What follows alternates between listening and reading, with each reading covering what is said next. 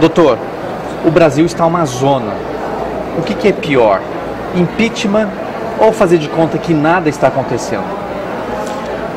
O impeachment é importante porque nós precisamos tirar o partido atual que está no poder e que se revelou extremamente corrupto, e mais do que isso, incompetente. O impeachment é necessário, ou a renúncia da presidente.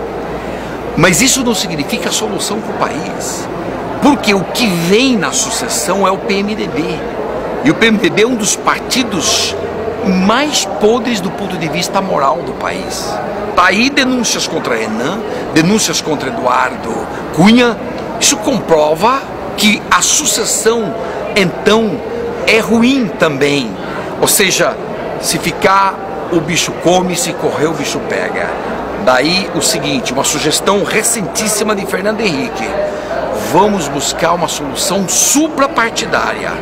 Porque partidariamente eu não vejo solução. Eu não vejo nenhum partido político hoje moralmente capaz de assumir o Brasil. Eu não vejo. Afinal, no universo jurídico, ninguém é bandido. Podemos dizer que aqueles que estão presos não são bandidos? Bem, do ponto de vista jurídico, todo mundo é presumido inocente. Antes da condenação, de fato, é um mero suspeito ou acusado. Juridicamente, mas popularmente, não. Já todos são tidos como bandidos. Agora, existem bandidos das classes de baixo e bandidos das classes de cima. Os criminosos poderosos, vários deles também são bandidos. E muitos, inclusive, estão na cadeia cumprindo pena. Já cumprido pena no caso Mensalão. Ou seja, há bandidos e bandidagem em todos os níveis. Mas há o risco de não ter bandido preso agora? Nesse instante, cerca de 20 pessoas estão presas por causa da Lava Jato. Agora, o Moro está condenando, os processos estão andando rápido, mas vem agora a fase de recursos. Se demora muito a fase de recursos, a chance de sair é muito grande. Eles têm chance de sair, mas dificilmente vão escapar da condenação final. É isso que muda a delação premiada no Brasil. Mudou, é uma revolução. Porque na delação vem provas do que o cara fala. Porque tudo que foi delatado tem que ficar provado. Se não fica provado, não leva prêmios. Essa é uma grande mudança na dinâmica do funcionamento da justiça brasileira. Mudou muito. E nunca tivemos no Brasil, jamais. Eu fui juiz 15 anos, eu fui promotor 3 anos. Nunca tinha visto um criminoso poderoso condenado em 4 meses. Nunca existiu. A justiça não achava provas contra eles. E ademais, nessa criminalidade de poderosos, vigora a linha mafiosa da omertá. Eles têm seguro silêncio. Não tem, ninguém fala. Exceção, Lava Jato explodiu 22 delações até agora. Excelência, a Dilma, presidente Dilma, deu um tiro no pé. Dilma deu um tiro no pé em algumas coisas que ela fez, mas na minha opinião, ela não deu tiro no pé em sancionar esta lei importante que regulamentou a delação premiada. Mas isso foi contra ela. Sim, veio contra ela, e é bom mesmo que venha contra todos que aprovaram essa lei, porque todo o parlamento aprovou essa lei, não teve votos contrários, e todos agora estão implicados por causa desta lei que regulamentou a delação, e as pessoas deliberaram falar. O que aconteceu? Eles tinham certeza da impunidade. Com certeza da impunidade, eles acham que nunca vai acontecer nada com eles. E mudou completamente o cenário. Uma surpresa incrível. 22 delações até agora, e o Janot está calculando mais 30. Ou seja, dá para quase derrubar uma república com 50 delações. E é o que vai acontecer. Agora, não podemos nos iludir de que essas condenações todas da Lava Jato seja o fim da corrupção no Brasil. É uma ilusão. Não pense isso. Pois aí que eu gostaria de chegar. 20 anos os pesquisadores dão para mudança de geração. Ou seja, os nossos filhos verão algum país melhor.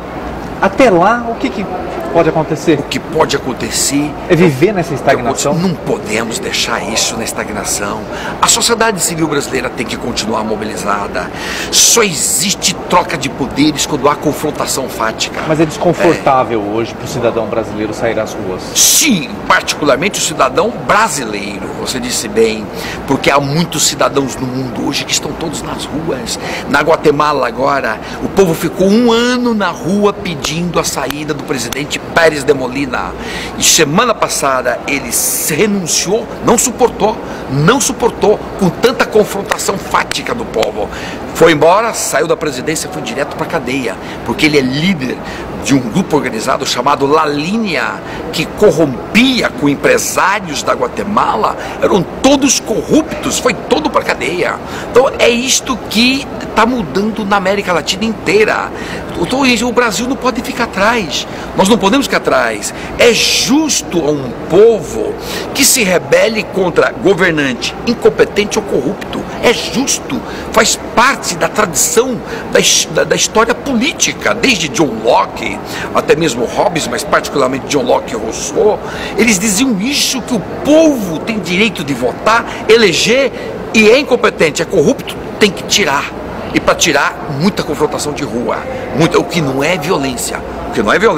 Confrontar é pedir a renúncia, pedir o impeachment, e tem que acontecer isso no Brasil. Agora, ilusão nossa, imaginar que tirando um partido e colocando outro, achou a solução. Não achou a solução. Os partidos são todos podres. Tá, e aí? Suprapartidária.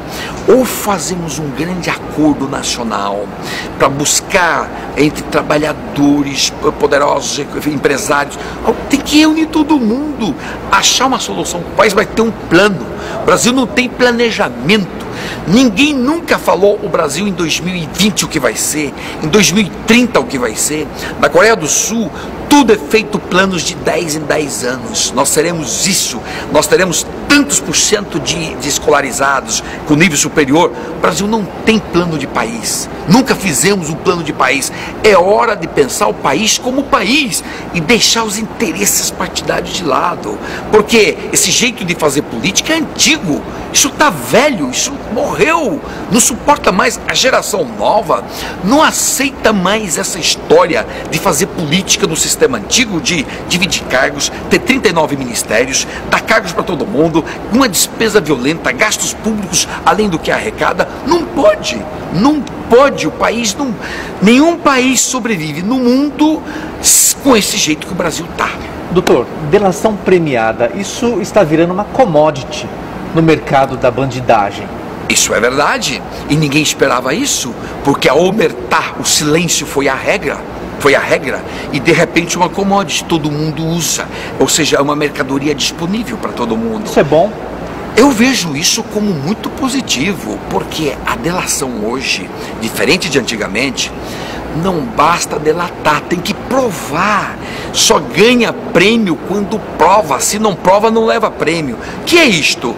Que não dá mais para você fazer uma delação mentira, para acusar inocentes e depois não ter prova. Você vai responder por um crime e ademais não ganha prêmio coisa nenhuma. E há alto risco ainda de uma represália contra você. Ou seja, a delação é a grande revolução no campo probatório. É a maior revolução de toda a história.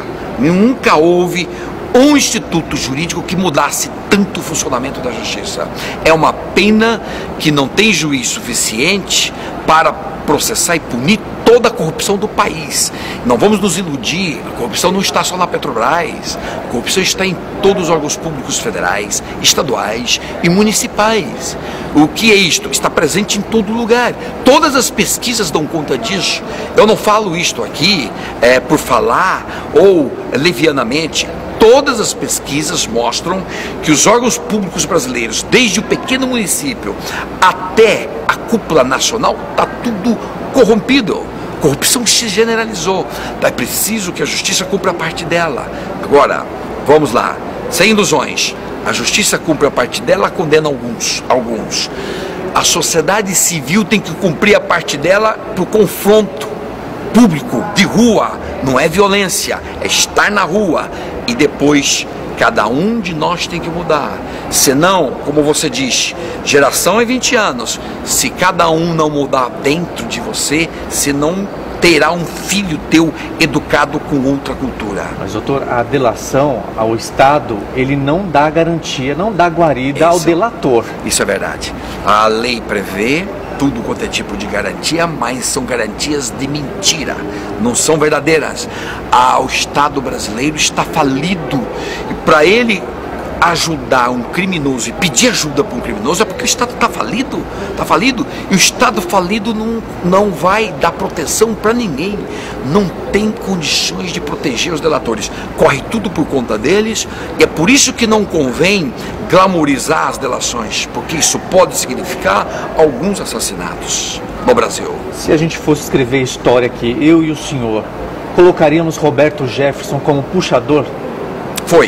Ele foi no Mensalão, ele foi um grande delator e foi importante para apurar aqueles fatos. E por que os criminosos se tornam heróis, no teu ponto de vista? Um criminoso se torna herói quando ele busca o apoio social e ajuda a sociedade. Isso não é ruim? É horrível, é porque você vira os valores de ponta cabeça. Como é que eu vou explicar isso ao meu filho? Exatamente, que é um absurdo você, por exemplo, em algumas favelas do Brasil, os líderes do tráfico são heróis, porque eles não só traficam, eles dão ambulância para a comunidade, eles dão um médico, eles dão apoio, eles dão ajuda, dão comida, dão segurança, e isso se torna herói. Mas convenhamos, é o Estado ausente absoluto nesses locais. Isso significa falência do Brasil como sociedade. Nós falimos. O jeito que nós construímos o Brasil foi o mais equivocado jeito de construir uma sociedade. E a gente vê isso em todos os ângulos. Não é só no serviço público, saúde, educação, transporte público, mobilidade urbana, tá tudo ruim. Não é só. É também no relacionamento de classes. O de cima trata mal o de baixo e o de cima acha que está acima da lei e que não tem que responder por nada. Então ele faz o que bem entende. Isto é uma falta de ética absoluta. E a ética no Brasil é de cabo a rabo, de baixo em cima. Então muita coisa nós temos que corrigir. Se começássemos hoje tirando de dentro de cada brasileiro, você tem que tirar de dentro do teu peito o monte de Zé Dirceus que está aí dentro, de Renans, de Cunha, de Collors. Você tem um monte de gente corrupta dentro de você. Ou seja, temos que fazer uma cultura, uma exorcização geral. Claro, e voltar para a ética? Voltar para a ética? Doutor, uma última pergunta. O senhor falou que a corrupção vai do mais baixo nível até o alto escalão. O senhor teria capacidade de cortar na carne e dizer se o judiciário é corrupto, se ele é um partido político? O judiciário hoje no Brasil desempenha de fato funções dúbias. Ele tem alguns juízes que têm atividade política nítida, claríssima. Você tem aí, por exemplo, hoje o Gilmar Mendes com posturas partidárias bastante envolvidas com o partido político, que é o PSDB. E algumas coisas super legais que ele faz de fiscalização. Então o Gilmar é uma personalidade dúbia, é dessas dúbias. Você tem juiz que é corrupto, que leva dinheiro durante a noite e durante o dia ele se pousa de mocinho. Também existe corrupção no judiciário. Ou seja, não que o judiciário todo seja corrupto, mas tem problemas também. E convém que o judiciário fique de olho nos seus membros, porque a corrupção de um juiz denigra a imagem de todos, tá? Denigra a imagem de todos. E outra coisa que acontece no judiciário é a posição do Supremo, que virou legislador. Ele está legislando sobre muitas coisas, porque o legislativo não encontra mais consenso em temas relevantes do tipo aborto, drogas. O Congresso não consegue mais consenso. E então, não recebe nem mesmo as denúncias. Aí que tá, esse é um tema que eu não entendo. Tem uma denúncia no Supremo contra Renan Calheiros desde janeiro de 2013. Como é que pode o Supremo demorar 2 anos e meio para receber uma denúncia. Pô, isto dá uma sensação de um grande acordão, coisa que eu duvido, acho que não aconteceu. O senhor quer esse acordão. não acreditar? Quero não acreditar, só que eles dão toda a margem para a gente supor que tem, dão margem para nós. Mas eles não têm que cumprir a Carta Magna? Claro que todos temos que cumprir.